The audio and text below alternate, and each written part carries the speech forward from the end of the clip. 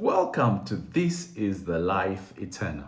Today I am excited to discuss with you an important topic, the topic of leadership.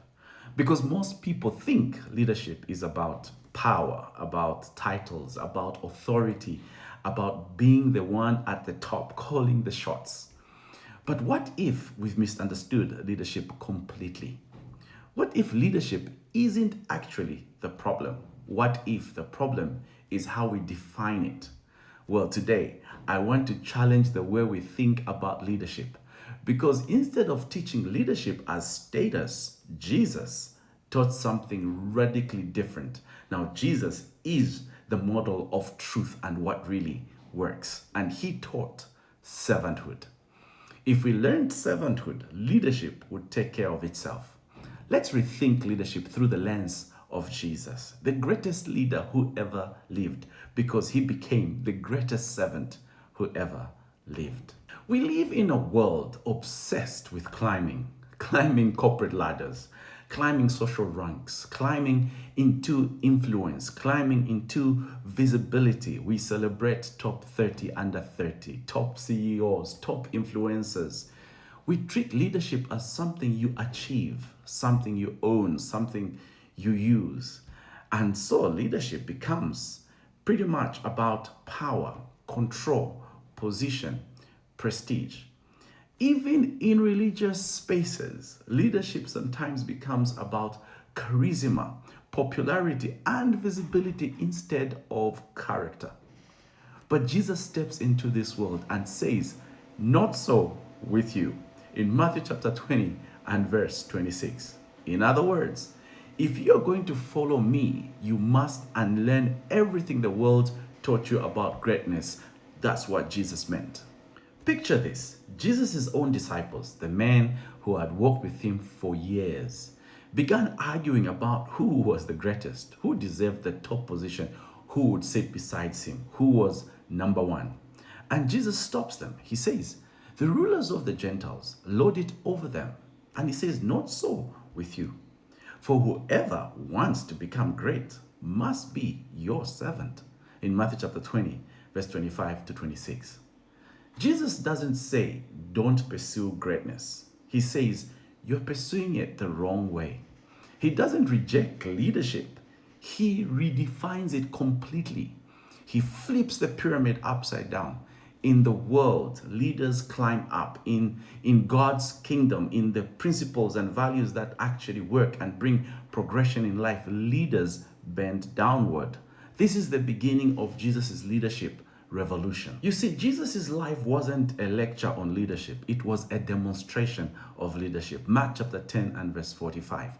"The Son of Man did not come to be served," he said, "but to serve and to give his life as a ransom for many." Think about that for a moment.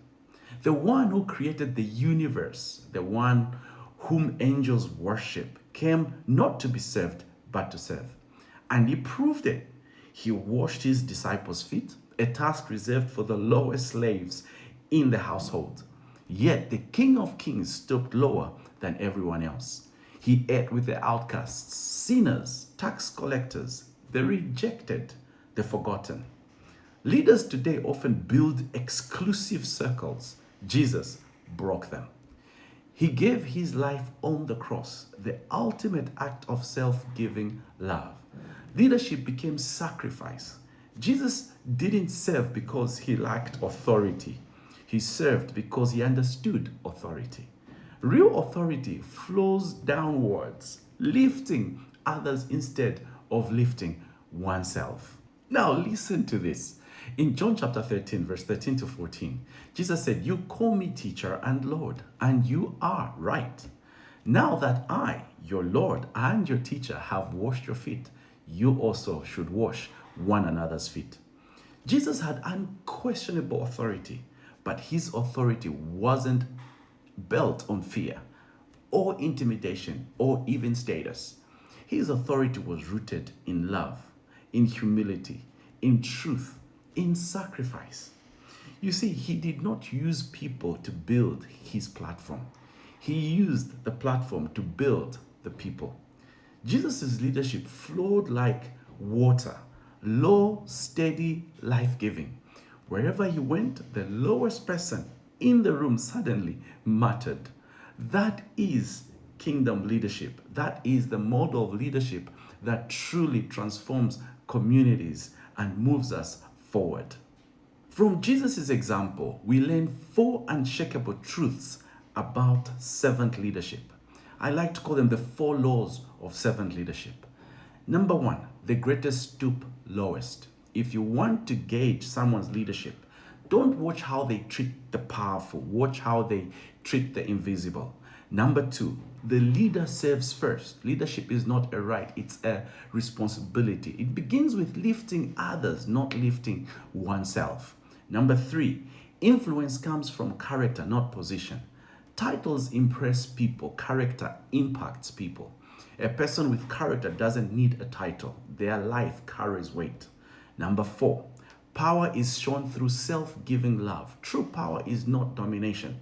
It's the ability to put others first, even when you could put yourself first. Now, history shows us a painful truth.